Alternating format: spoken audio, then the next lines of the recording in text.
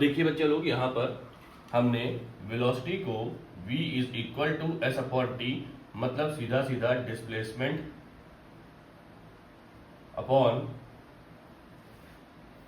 Time फॉर्मूले से बता दिया। एक चीज आप बराबर देखिए कि वेलोसिटी में हम ये जो ले रहे हैं, ये जो सिंबॉलिक रिप्रेजेंटेशन है वो किसका है, फाइनल वेलोसिटी का है। वो किसका है, फाइनल वेलोसिटी का। ठीक है, इनिशियल वेलोसिटी का जो फॉर्मूला होता है, मतलब जो रिप्रेजेंटेशन होता है, सिंबॉलिक रिप्रेजेंटेशन, वो u होता है। ये क्या होती है, इनिशियल वेलोसिटी होती है। ठीक है, अच्छा ऑब्जेक्ट, अगर हम एक सिंपल सा एक डिस्कस करते हैं, एक डिस्कशन लेके चलते हैं कि ऑब्जेक्ट अगर यहां पर था तो उसने अपनी पोजीशन को स्टार्ट किया, तो सबसे पहले उसकी जो इनिशियल वेलोसिटी थी वो तो जीरो रही होगी। अब वो यहां से जब इस फाइनल डेस्टिनेशन तक पहुंचा तो उसने वेलोसिटी गेन कर ली, वो उसकी क्या होगी, फाइनल वेलोसिटी हो गई। ठीक है, अगर वो यहां से u से v भी चला तो उसने u से v तक जाने में वेलोसिटी को गेन किया। ठीक है, पर्टिकुलर डायरेक्शन में। तो यहां से कुछ आपके डिस्कशन से इस तरीके से कुछ हमारे थॉट्स निकल के आए, कुछ हमको चीजें मिलती हुई चली गई कि जो वेलोसिटी है वो डिस्प्लेसमेंट के डायरेक्टली प्रोपोर्शनल हो गई। तो इसका मतलब डिस्प्लेसमेंट जैसा होगा वेलोसिटी वैसी होगी। मतलब अगर ऑब्जेक्ट इस पाथ पे चल रहा है, ठीक है, ऑब्जेक्ट इस पाथ पे चल रहा है, ऑब्जेक्ट ने यहां से यहां तक डिस्प्लेस अपने आप को किया है एक पर्टिकुलर डायरेक्शन में, तो इसका मतलब अगर s पॉजिटिव है तो v भी पॉजिटिव ही होगी।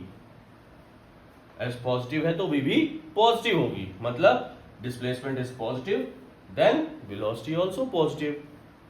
और अगर ऑब्जेक्ट यहां से चल के फिर यहां पर वापस आ गया, देखिए इस जगह पर वापस आ गया है ना, अपनी ही पोजीशन पे, ओरिजिनल पोजीशन पे वापस आ गया। ये उसका स्टार्टिंग पॉइंट था, ये क्या था, स्टार्टिंग पॉइंट था, ये उसका फाइनल पॉइंट था।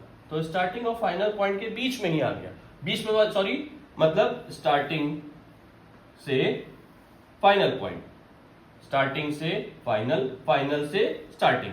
तो स्टार्टिंग से फाइनल मतलब उसने अपनी डिस्टेंस कवर की ना, पर्टिकुलर डायरेक्शन, तो डिस्प्लेसमेंट पॉजिटिव और वेलोसिटी पॉजिटिव। अब जब वो अपने फाइनल पॉइंट से इनिशियल पॉइंट पर दोबारा आ गया तो डिस्प्लेसमेंट क्या हो गया, डिस्प्लेसमेंट तो जीरो हो गया। और जैसे ही डिस्प्लेसमेंट जीरो हुआ वेलोसिटी भी क्या हो गई, जीरो हो गई, क्योंकि आपने यहां पर देखा कि वेलोसिटी जो है वो डायरेक्टली प्रोपोर्शनल है किसके, डिस्प्लेसमेंट के। मतलब वेलोसिटी जो है वो डिस्प्लेसमेंट पे डिपेंड करती है, जबकि स्पीड जो है वो डिस्टेंस पे डिपेंड करती है। ठीक है, अब अगर हमारी जो डिस्प्लेसमेंट है वो क्या हो जाए, डिस्प्लेसमेंट जो है वो जीरो हो जाए, सॉरी जीरो तो हो ही गई, जीरो हमने कंसीडर कर लिया। अब अगर हमारा जो डिस्प्लेसमेंट है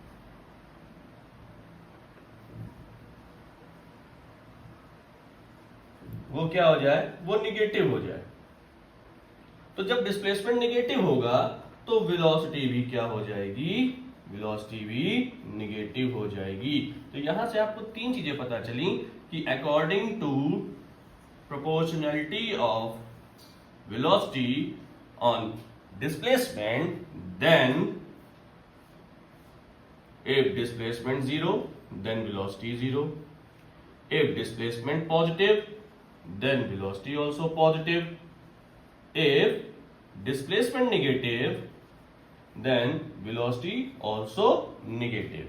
ठीक है, इसकी यूनिट क्या होती है, वेलोसिटी की यूनिट आपकी होती है एमकेएस सिस्टम में मीटर पर सेकेंड। ये एक वेक्टर क्वांटिटी है, किलोमीटर पर आर भी होती है और सेंटीमीटर पर सेकेंड भी होती है।